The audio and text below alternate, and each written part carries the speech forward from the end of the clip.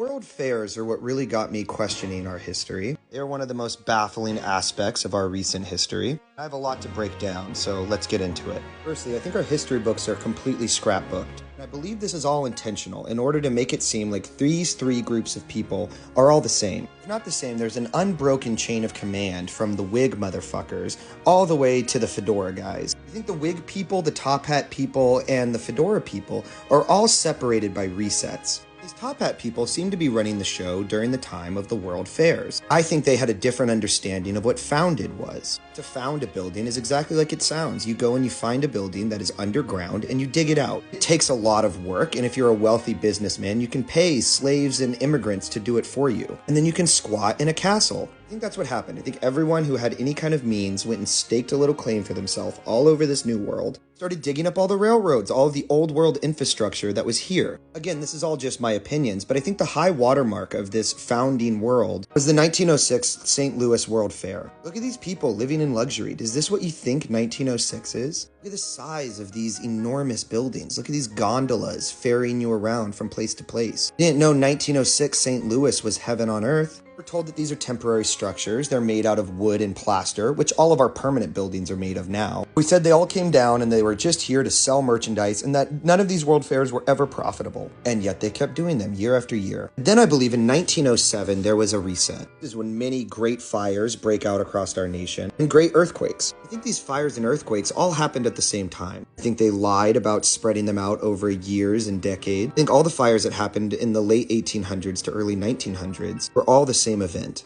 and that all of the cultural centers are decimated. And right about this time, there's huge population booms in all of these cities. They go from a few thousands to tens of thousands, hundreds of thousands. So many rabbit holes with these world fairs, with the incubation centers, Cabbage Patch Children. It's just shortly after this, you get World War I, Spanish influenza, Great Depression, World War II, and then all of our institutions are the same. And these are the people who write the history books and tell us what our history was. And again, if you think cover-ups can't happen in broad daylight, have you been awake for the last few decades? Mainstream news, mainstream academia lie all the time for nefarious reasons. How did Building 7 collapse out of nowhere? Where's the team of engineers and geologists getting to the bottom of that? They're nowhere. No one's anywhere to answer these huge-ass questions. And instead, you have con men who parrot lines that they memorized. I don't even think it's all nefarious. I think it's just people are pretty easy to trick. Hypnotism works. They pay like a sixth of the U.S. economy is advertising. Like, you're advertised the news constant. Advertise history books. Advertise so much. I think it's all smoke and mirrors to hide the real history. Just my 2 cents.